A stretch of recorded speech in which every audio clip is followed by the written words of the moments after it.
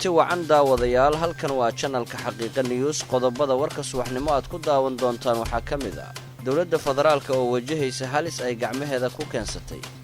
jarnaal indhacade oo ka digay halis dawladda federaalka Soomaaliya aysan ku baraarugsanayn u daacad ahaanshaha filla Soomaaliya ee lafta gareen oo gaartay heer aan la filaynin xildhibaan ka hadlay shirka ka furmay magaalada Muqdisho Mareykanka oo qalqal ka qaaday weerarkii Biladoogle iyo hadallo isburinaya oo ka soo yaray sanad ayaa ka soo wareegatay dilkii wariye Jamaal Khashoggi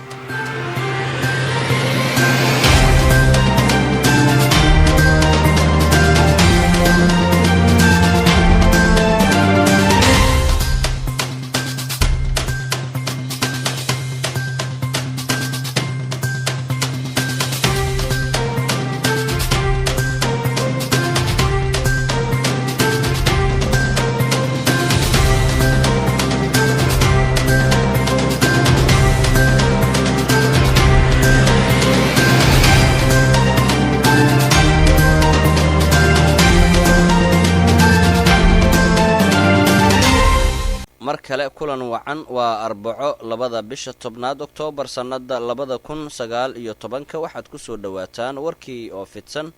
oo aad ka daawanaysaan channelka xaqiiqa news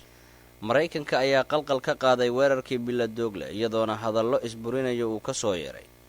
taliska ciidamada Mareykanka ee Africom loo yaqaan waxay saacadihii la soo dhaafay ka soo baxay war-saxaafadeed kala duwan kuwaas oo ku saabsan weerarkii xooganaa ee ciidamada Al-Shabaab ay ku qaadeen saldhigga military ee Biladoogle ay ku leeyihiin Mareykanka ee Shabeellaha Hoose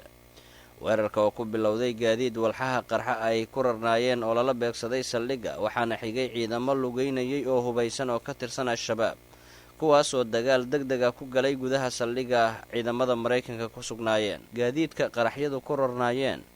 iyo dagaalka tooska ah ayaa si gaar ah u beegsaday qaybta ay ciidamada Mareykanka ka degan yihiin Biladoogle oo sidoo kale ay qayb ka mid ah ka degan yihiin ciidamo Ugandese ah iyo ciidamo ka tirsan kuwa dawladda federaalka ah ee Soomaaliya markii uu soo baxay warka ah in Biladoogle oo ah saldhigga ugu weyn ee ciidamada Mareykanka ka degan yihiin Soomaaliya weerar xoogan ka socda warbaahintu waxay aad ugu waramayeen weerarkaas waxaana durbadiiba bilowday hadallo iyo war-saxaafadeedyo isburinaya kuwaas oo ka soo baxay taliska Africom ee mas'uulka ka ah ciidamadaas la weeraray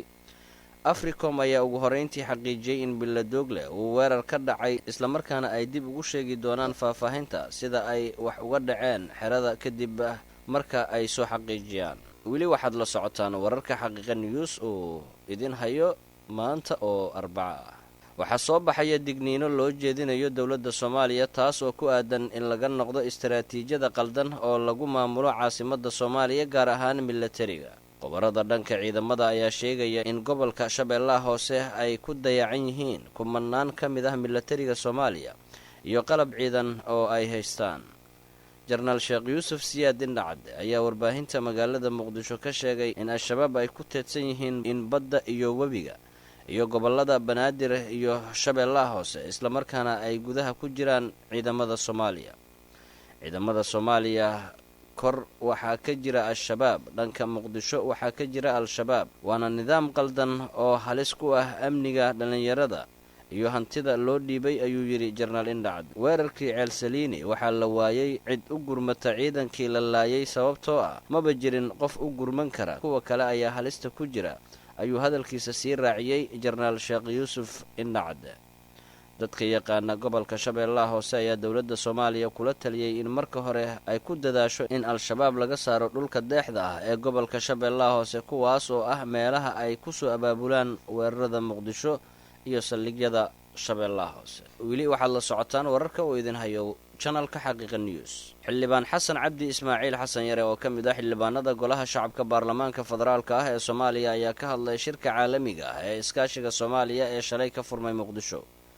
xildhibaan Xasan Yare waxa uu sheegay in shirka iskaashiga Soomaaliya ee ka furmay Muqdisho uu yahay mid ay ka soo qayb galeen beesha caalamka isla markaana looga hadlo arrimaha xilligaas taagan iyo horumarka dawladda gaartay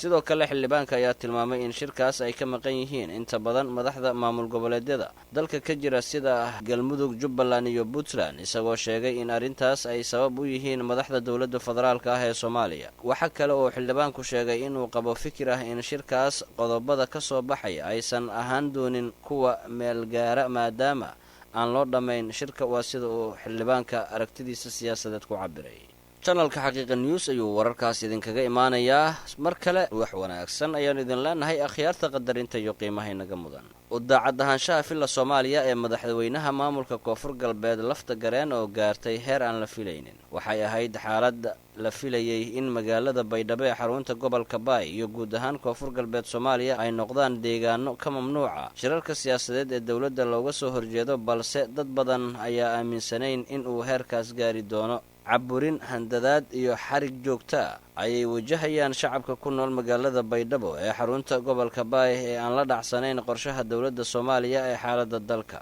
in ka badan 10 qof oo isugu jiro siyaasiyiin, saxafiyiin iyo qaybaha kale ee bulshada ayaa hadda Baydhabo ku xiran hadallo ay dowladda uga soo horjeesteen oo ay Baydhabo ka sheegeen iyo kuwa abaabulayay shirar lagu taageerayo Shariif Sheekh Axmed.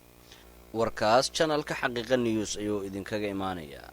sanad ayaa maanta oo ku beegan 2 bisha Oktoobar laga joogaa markii saxafiga Jamaal Khashoggi